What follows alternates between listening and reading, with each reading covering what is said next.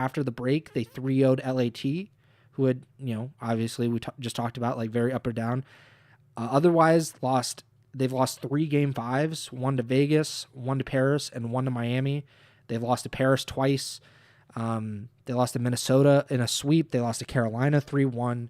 So they've lost 5 straight matches, 6 of their last 7 matches. And that's dating back all the way to December 14th. So the last month and a half or so of that. So what does Toronto do from here? Is a roster change necessary in your opinion for Koi? I am not entirely sure. I do think it feels more likely to me that they would consider making a role change and maybe moving Kleenex to full-time sub and Rial to the flex. I think that was Rial was really the one who stood out to me this weekend in terms of his underperformance. He seemed to really struggle in both series. This weekend, I think it was actually he played well in the map 1 against Miami, and obviously that was a matchup that had heightened uh, emotions and motivations for him playing against his old team and former teammates. But after that map 1 against Miami, he went 2-9 in the map 2 S&D.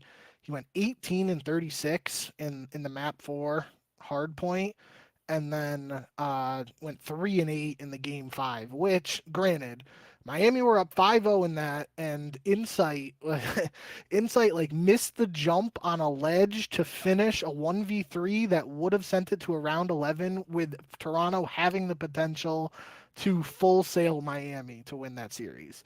And I was getting amped because I saw the 5-0, it went 5-4. I was thinking full sail in my head, and I thought there was a real opportunity there. Especially Insight kind of, it like looked like he tried to jump on the ledge and it just didn't give him that like enough momentum to actually climb up, and then he got shot in the side. Um, so obviously, if they pull off the full sail, that completely changes. Even if Toronto loses the next round, Yeah. like it kind of changes our tone a little bit to some degree here in terms of outlook on Toronto. But yeah, I mean, it feels like to me that Toronto won't move Joe. That was kind of like the thing that the topic for Toronto in the previous roster mania. I think it was the CEO of Overactive or whatever who said like, Joe's not going anywhere. And there were all the reports. I think even like Kenny and Draza were potentially like linked to teaming with Joe at different points, and Yeah. all this stuff. So it seems like Joe is going to stay on Toronto. Now the situation changes if Joe says like, Joe's played pretty well all season so far and has clearly been Toronto's best player. If he gets a call from one of these other top teams and gets an opportunity he can't turn down, it's going to be tricky because it's not like in free agency. But is the situation that comes to mind for me is like back in the day when Gunless like benched Yeah. himself to get traded. I don't know if I see Joe Deceives going that far, and we really haven't seen any situation like that unfold since then. But it is interesting if Toronto decides to make a change. I just don't know if like changing one person, because we've talked about Insight, and like I don't know, like bringing in any AR for Insight, does that really change this recent result for Toronto? I don't know. I don't know if even bringing in a true flex and then either having Rial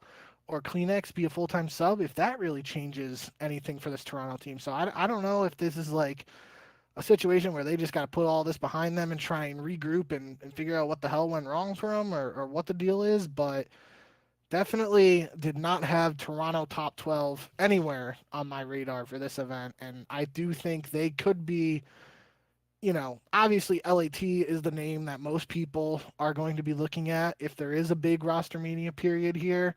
But I think Toronto they have the type of players where they could go for, you know, major moves that affect multiple teams as opposed to just like, not throwing a dig at Slasher here or anything, but Slasher retiring is a move that only affected Carolina because he's just done playing. And I think, like Kenny, if Kenny gets dropped from LAT, he's most likely not getting insta picked up by any of these other teams. I could be wrong because I wasn't sure if Kenny was going to get another opportunity last year, and then he obviously ended back up on Minnesota. Um, But if like somebody like Real or Kleenex or Insight does get dropped from Toronto, I could see some of these other teams, especially Kleenex and most likely Real, like trying to go after some of those guys, and that could be the domino, as we always like to talk about with Roster Mania. Yeah, shout out, first of all, Sid the Karate Kid in the YouTube chat. He said, this is a really good show, post-major, by the way. Keep up the great work, guys. Definitely going to keep tuning in. Appreciate your support. I obviously, I think Insight just in general is the move. Like, I would be stunned if Toronto moved any of the other three at this point. And if they did, I would just kind of chalk it up as like Toronto has kind of given up on this roster and is trying to move in a different direction for this season, and then maybe regroup in the off season to kind of build whatever roster they have in mind there. But like, if I see Joe DeCeves get moved mid-season, I just know that you're not a serious organization about like winning a championship. Like, you just don't have you could have the championship aspirations, but you don't think that you can win a championship, which is very damning. And if that did happen, then that's kind of like the what if of the Pred situation with the Surge that happened a few years ago, where they did not look very good to start the season, and I think they even like looked decent at the major, if I remember correctly. But obviously, OpTic was apparently offering a ton of money to the Surge to let him go go to OpTic, and we talked about it, and I said, like, and I mean it still, like, if the Surge thinks they can win championships and they're serious about that, then they have to keep Pred, because if they do, then they can actually win championships, or they'll be a lot closer. And if they sell him out, or sold him to OpTic, then I can't say like that's a bad financial move, but I can tell you for sure that you're not going to win a championship without him. It's unfortunate. They kind of bet big and bet on themselves, and they didn't end up winning, and he still went to OpTic after the season. But I personally think, like, if you do believe that you can win titles and your primary objective is to win and not make money, then that's the move. And in Toronto's case, the move is to keep Joe DeCeves. Even if it doesn't make financial sense, which Toronto has made moves where it made financial sense to let players go rather than re-sign them or keep them, or acquire new talent or more expensive talent, and try to compete for championships. Scrap being the biggest, kind of out there, is like, if they could have, they probably, if they wanted to, I bet they could have tried to lure Hydra and like some other players to Toronto, because you already had Scrap and Envoy there, but it didn't happen. And they kind of restarted with this new roster built around Kleenex and Insight. And I can't say that's been a bad move, because they've been like, relatively competitive, but they haven't gotten to the heights that they had with Scrap. Like, they haven't sniffed grand finals in a bit. And I saw the owner tweet about it, where he said, like, we've gotten, 5 straight maps against Minnesota. We've lost in the grand finals, and we've been swept, blah, blah, blah.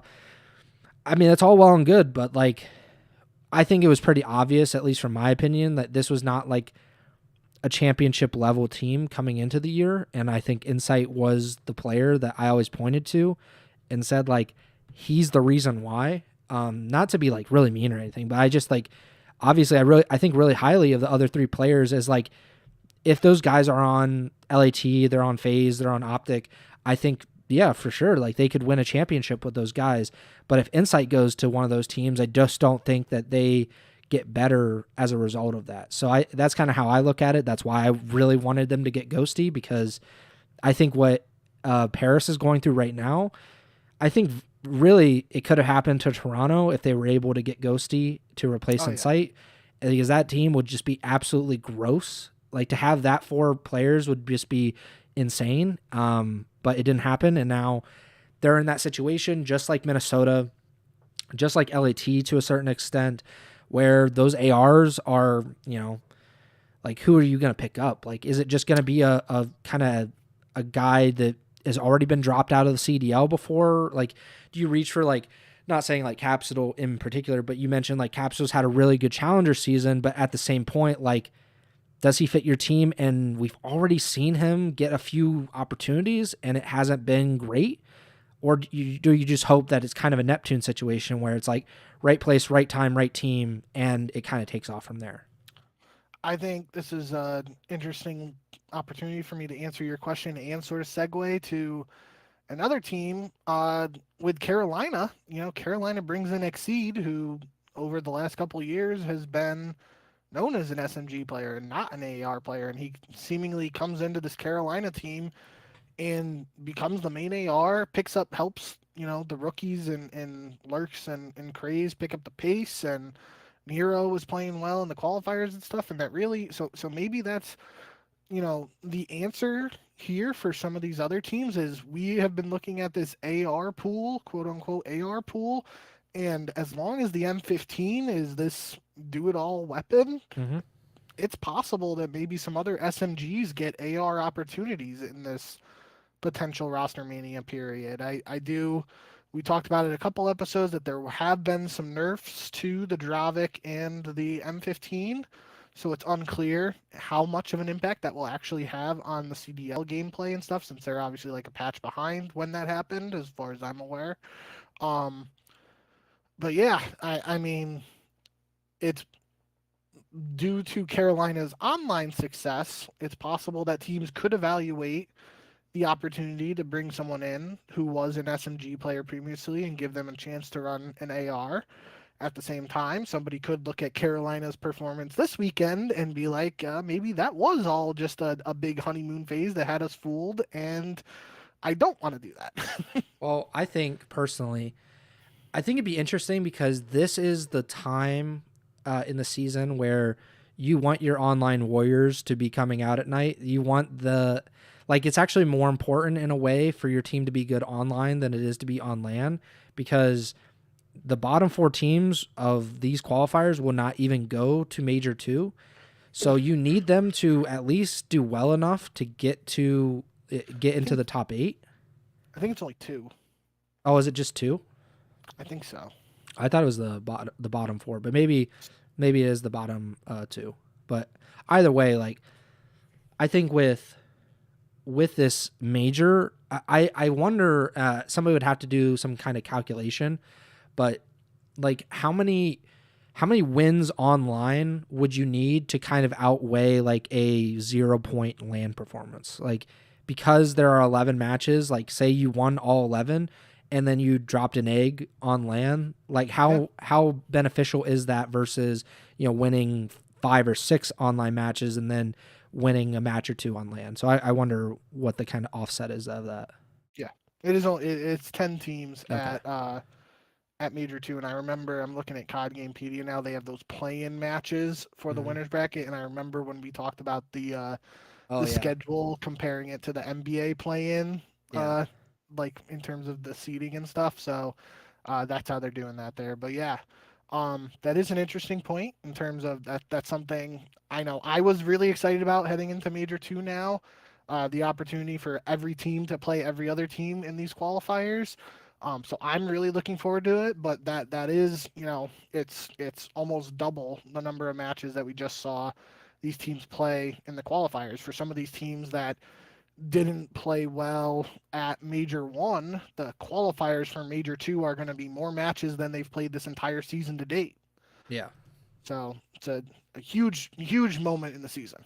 I think we'll wrap here after we talk about this, but we can't go without talking about Carolina because they're the team. If I guess OpTic and Paris and FaZe, like we'll always talk about them. LAC, we'll always talk about them.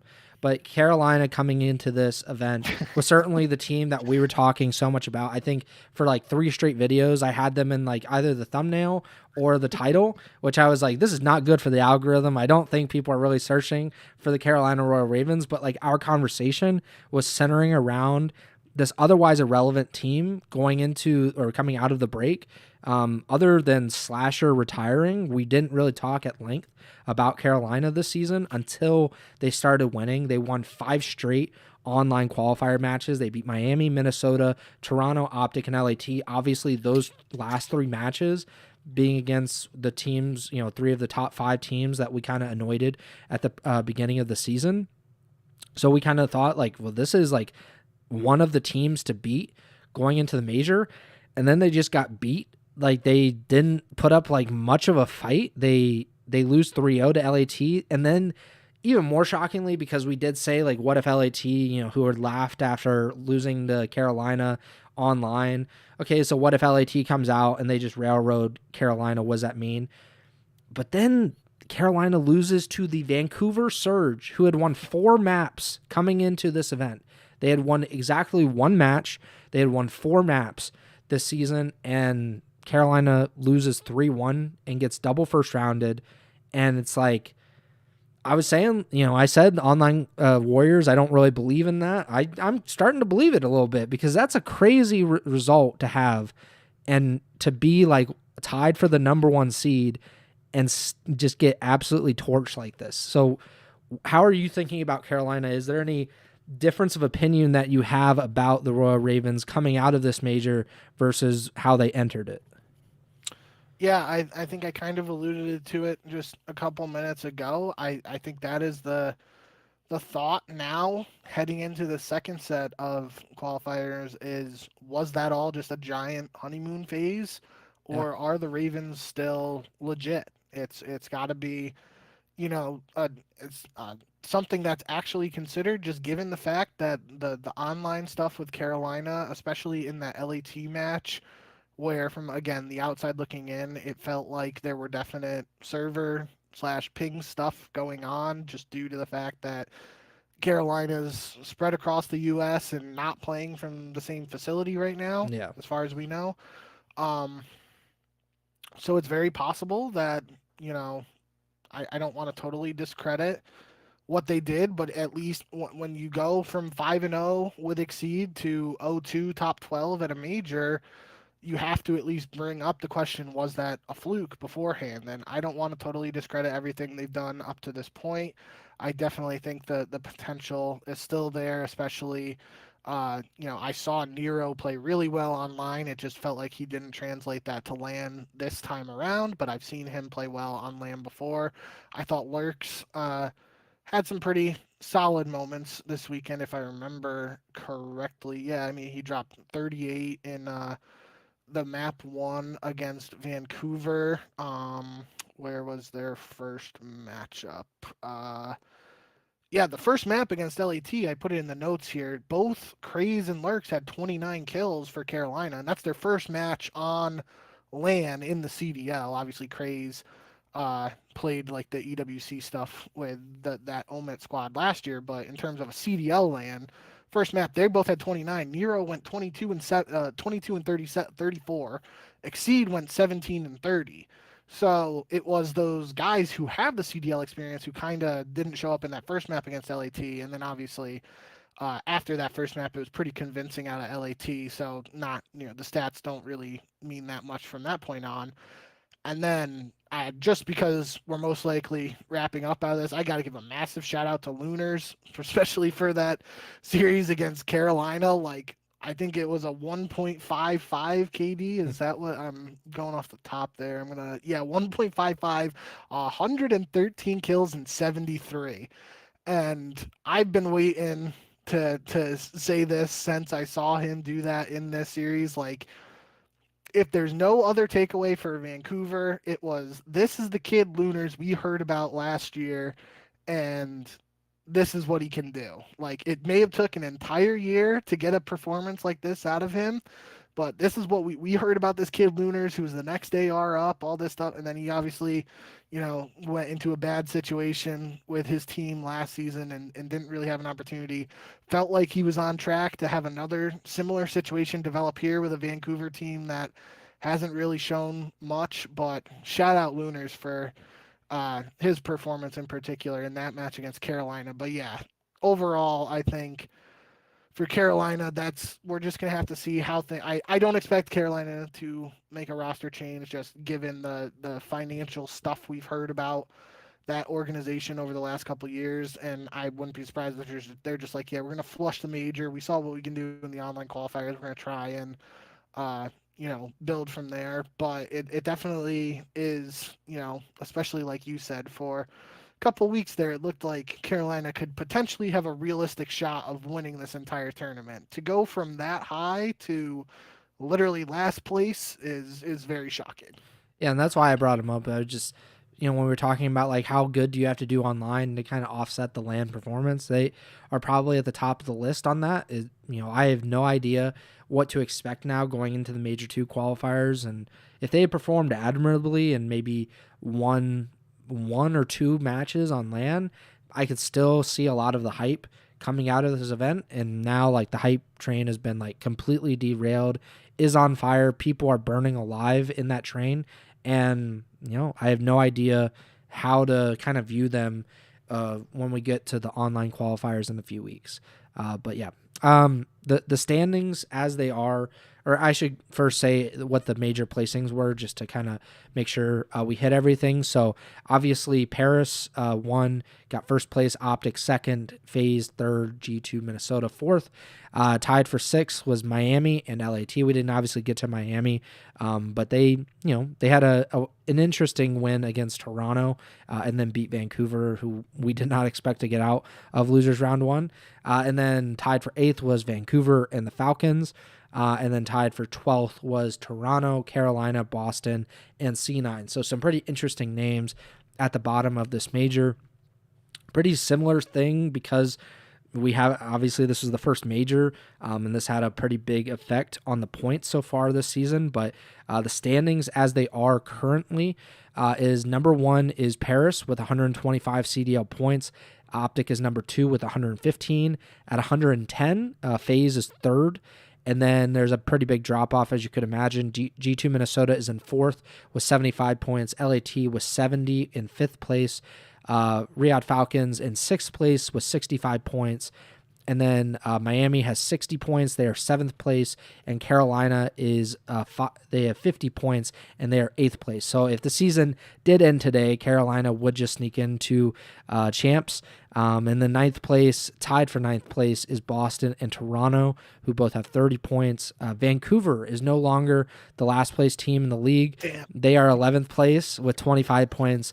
And C9 New York, who obviously has just one win, and that is over Vancouver this season. They have 10 points on the season, are in dead last for the year. So, not great for C9. Definitely not what they were probably expecting out of their first two seasons of the CDL, but maybe spend some money and maybe you'll win some matches.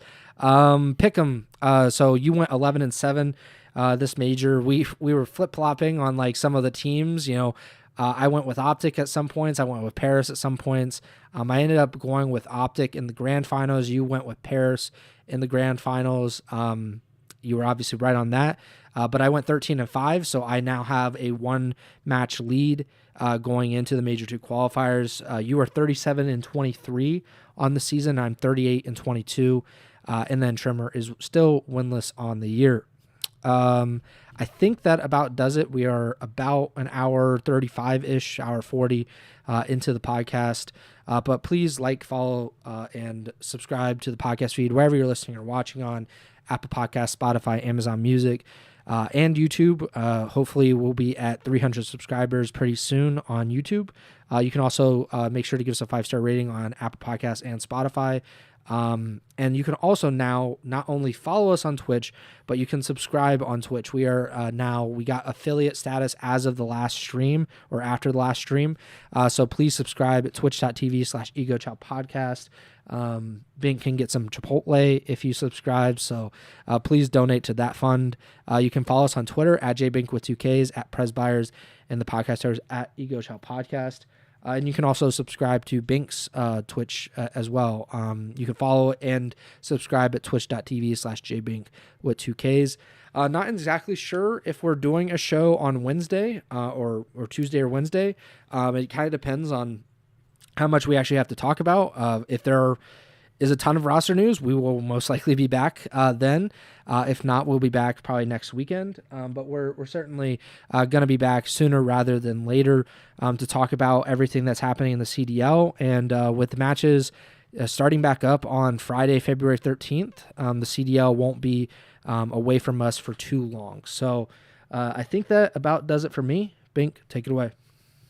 Yep. Thank you guys, as always, for all the support. Sorry about the technical issues and whatnot for those listening to this episode on the stream, but hopefully for anybody watching the YouTube video or listening to the podcast version, it goes seamlessly and you don't even know what I'm talking about. So, yeah, I think I am pretty optimistic that at least a couple teams will consider making roster changes, and I think that's most likely our best opportunity to do a show here in the next couple of days. So if you see any buzz or anything like that in the COD community in terms of CDL rosters, that will most likely be the next time we are live.